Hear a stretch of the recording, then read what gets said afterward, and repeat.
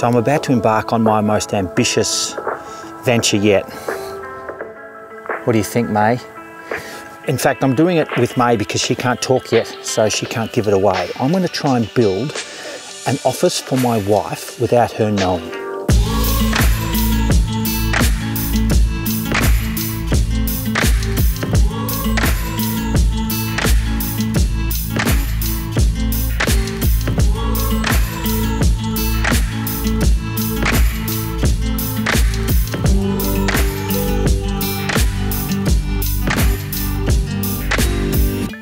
It's going to be an office that I'll put up in the paddock, but I've got to try and do it in between time during this whole lockdown period.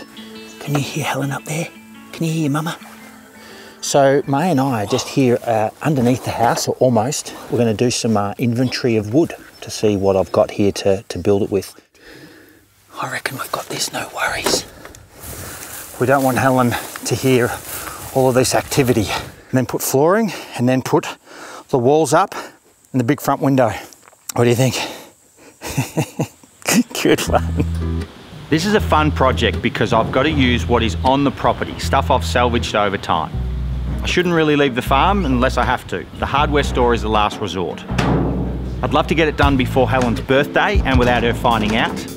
And I don't want to do anything too noisy in front of the baby. That's the rules. Between here, what's in the little barn, and what's under the house, we've got more than enough. So then for the next month, we've got to say that there's nothing interesting in the paddock whatsoever and try and hide it from her. I've got some good splinters in my hands. So on your left, you've got your ceiling joists.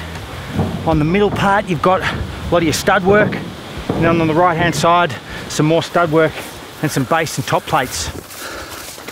All right, love, we need to find 4 big rocks to sit the office on.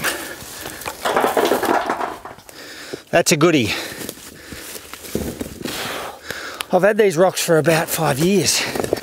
Oh, that's a real good one, but never with a use for them. Oh, golly. Filmmaking with a baby is hard, especially when you've got to do it in secret. Helen's still away. She's away having afternoon tea with my mother, who I've had to make in on the secret. I got to sweat up and I haven't done a thing other than just try and get here. So here's our plot right in front here underneath the oak tree. It's beautiful. And so I don't know where it's going to go. I'm just going to feel out around now where this 4 by 2.5 metre thing goes. What an exciting project.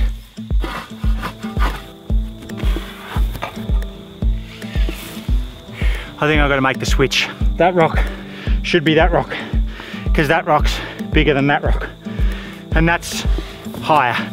So that should go there. I think that makes sense. I feel like I'm having an affair. Just going hell for leather, trying to get away with something in a time I shouldn't be doing it. Is that how it works? Once you're happy with your foundation and you square this thing up, then it's just carpentry and it's just building. So I'm going to quit while I'm ahead and get the tractor and me out of the paddock and go and make it look like I've been drinking tea or pulling weeds ferociously or something.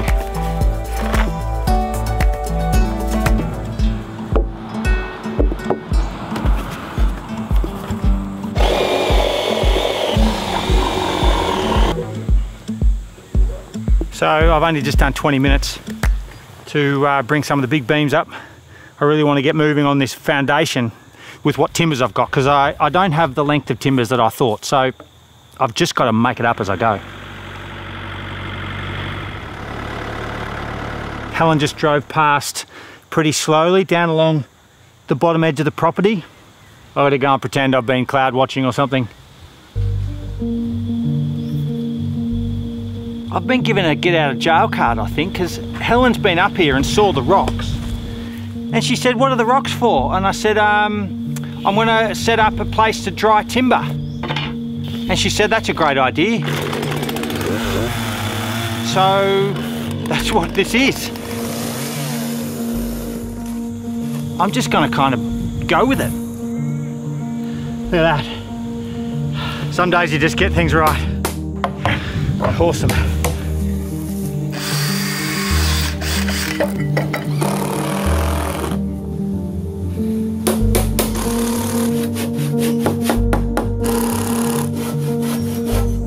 Okay, I need to take this measurement. Can I take this measurement? Can you take Sophie?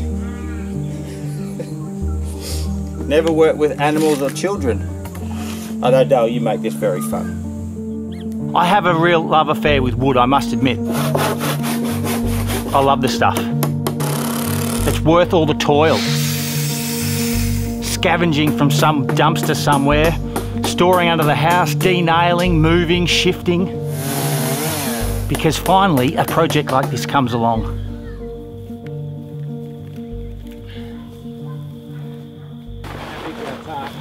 Almost the size of the cabin. What I'm about to do now is I'm going to unpack the trailer for all the studs. So the foundation's done, flooring's not. She's my apprentice and this is the apprentice helper because, you know, just sitting around gets a bit boring. Watching data TV. 2, 4, 6. About 10 days till Helen's birthday. 1, 2, and 3 studs.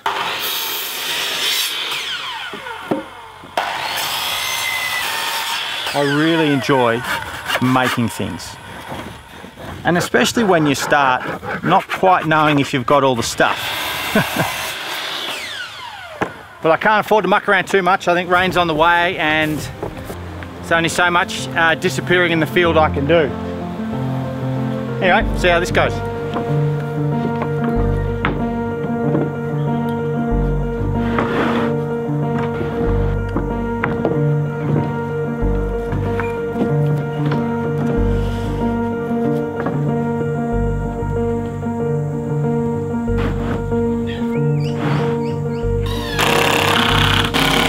Helen just walked past with the baby, talking to herself. I've been telling her I'm in a little barn. Yeah, that was close.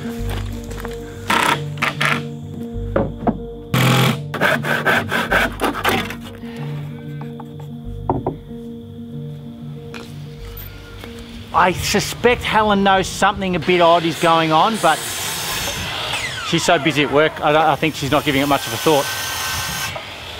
Which is good for me and progress, and good for her business because she propels her business and this is none of her business. Not yet. And the wood itself is beautiful, better than what you can buy at the hardware now. The grain is so magnificently tight and straight. 80 years worth of growth in my left hand. This is Australian hardwood. You can see that gorgeous grain there. It's a little bit more funky. There's probably 40 years. So I'm working with the most magnificent of timbers, really old trees. And if I get my cotton socks on, I reckon I should have it up by the end of the day. Very satisfying seeing all this wood that I've kept under the house for years, bucked up and all sized and ready for its new life. I've just put a real good gash in my finger. I mean a real good gash. Bad technique, rushing. It's it's nasty. So I think I'm beaten for the next 20 minutes. I just feel like I need to chill out, Bodie. I'm having to take out these little wedges on the end. It just all takes time. It's more stuff to do, you know. Well, I lied. I haven't been down to get my finger fixed. It's bleeding out nicely. It's a nice wound.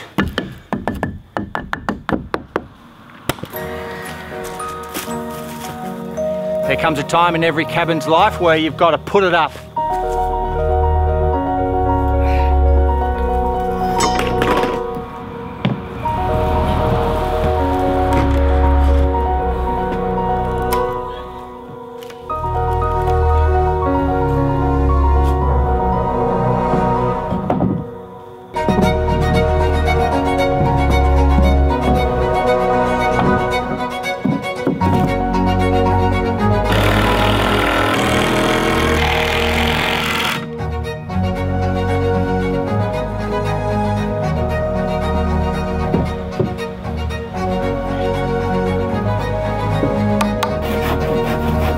So I was just up here finishing off for the day.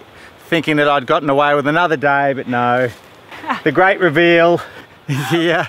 I start walking up the hill and I thought you'd built a platform to dry wood, and then I see basically a small room that you've built. What do you think, baby? She knew about it. So tell me the story. This is a shock and a really exciting one. Amazing. Like, how have you done this? When? I've done most of the pre-cutting down at the little barn so that I could just go boom in a big hit. So by tomorrow I'll have the roof and tin on. And that's when I was going to reveal it to you. It was a full 3-sided building. Right oh my God, that's awesome. It's got a stove and all sorts of things. This is amazing. Yeah, so I haven't spent $1 to all the whole lockdown project. But when? Is this what you've been doing outside? Yeah. When you've been pottering in the barn? Every time. You know what would be so awesome, although it's probably completely impractical? Okay, can you, is to be able to see that tree from inside. Can you, the rafters are labelled 1 to 5. Yep. Can I have number 1, please? Where did you number them? On the very ends. Yeah, just flip it over. Oh, yep. There's no numbers. There are, but... Your insulation bats will go in here. Well, yeah, but Bodie was wondering if we put pin on the outside. Well, I'm just going in what I would imagine would be your order. Check. I don't get where you've numbered these. No, number two, Dale. Number 2. Is this not number 2? No, it's number 4. Hopefully they're too big to choke on. Giles, you've got the raft around the wrong way. Yeah, the notch goes. Beau's on a mission, you can tell. You're either on a building site or you're not. Well, we're a little bit half-assed on the building site. You are. No, okay, I got that the wrong way. Yep. I know, I'm turning it around. Well, hit that on the way through. I nearly knocked the place down. Is the camera on? Yeah. Oh God.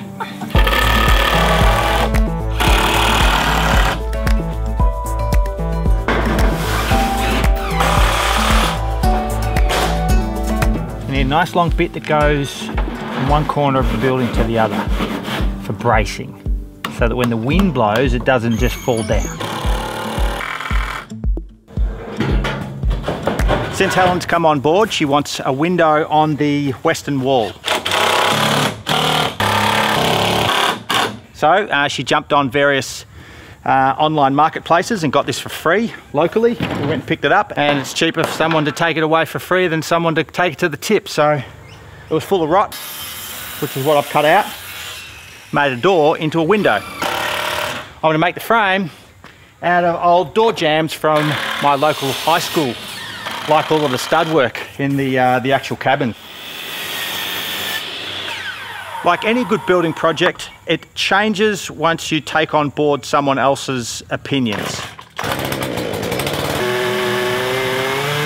Especially someone who loves light, and Helen's got a really good design mind, and so whatever she wants from this point on, she can have.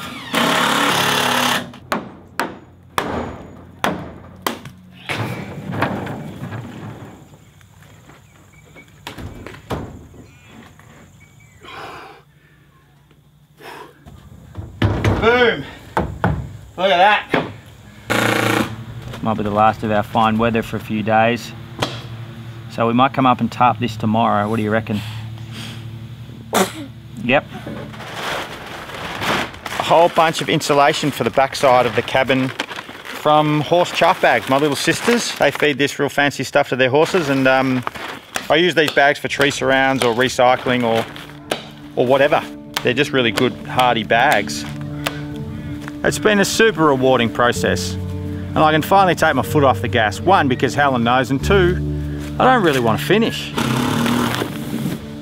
It's been so nice walking up the hill to come to work, you know, 2/3 of which was secretive and intense.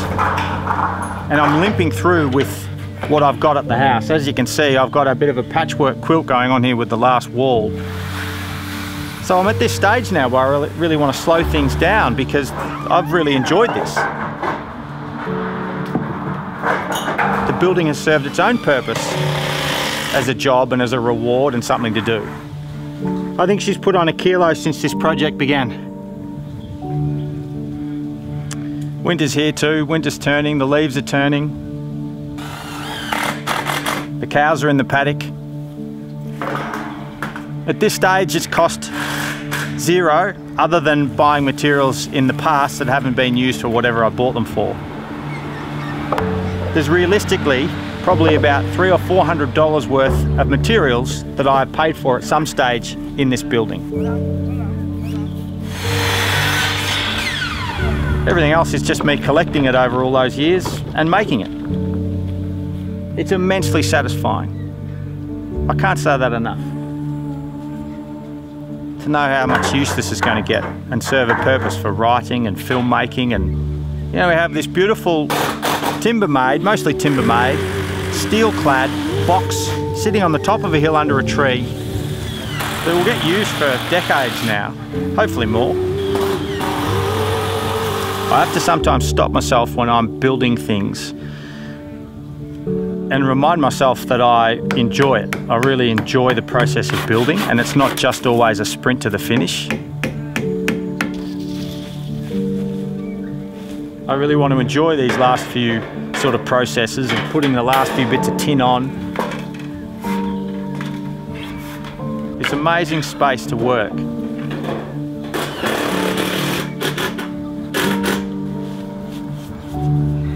Under the oak trees as the leaves turn to winter.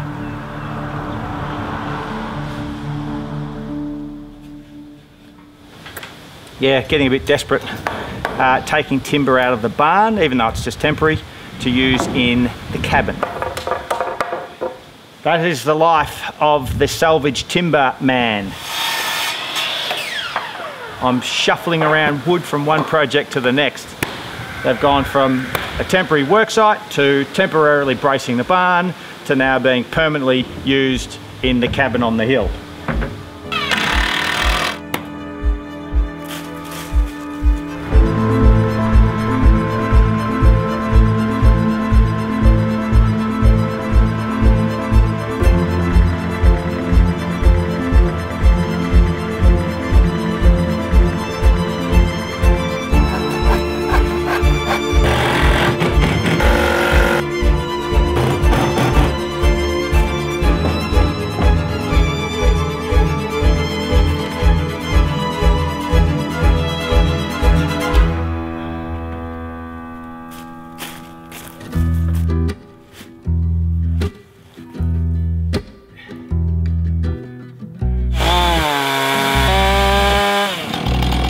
That's just beautiful.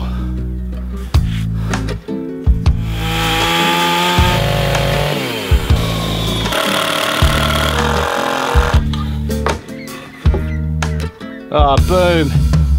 Sing it to me. Like anything that's secondhand, it takes longer because you've got to make things work.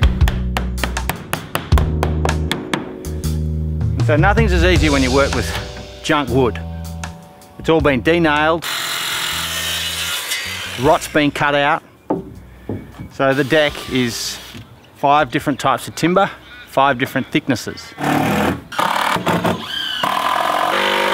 always surprise myself because I kind of resist the funky nature of building at the start. I just wanted to use all the one kind of wood because it's so much easier. But I way prefer the look of that. I think I've got a soft spot for this building already. I think it might be the best thing I've ever made. It's a product of 10 years worth of scavenging stuff that other people have thrown out, or I've found it on the side of the highway, or it's hand-me-down, or I've over-ordered. It's an absolute mongrel, but it's a beautiful little building. And just quietly, I think Helen loves it. May will no doubt do some dodgy stuff here with her friends over the years. I think it's win-win.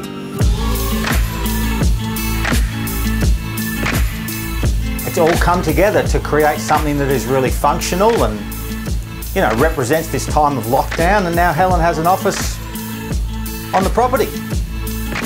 What a little beauty.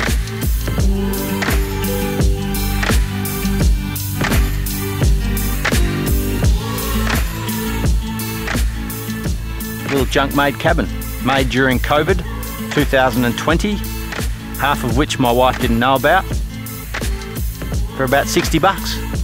2 boxes of screws. I just couldn't limp through putting the deck down on all the other hodgepodge screws that I've got. And Helen bought, so it didn't cost me a penny.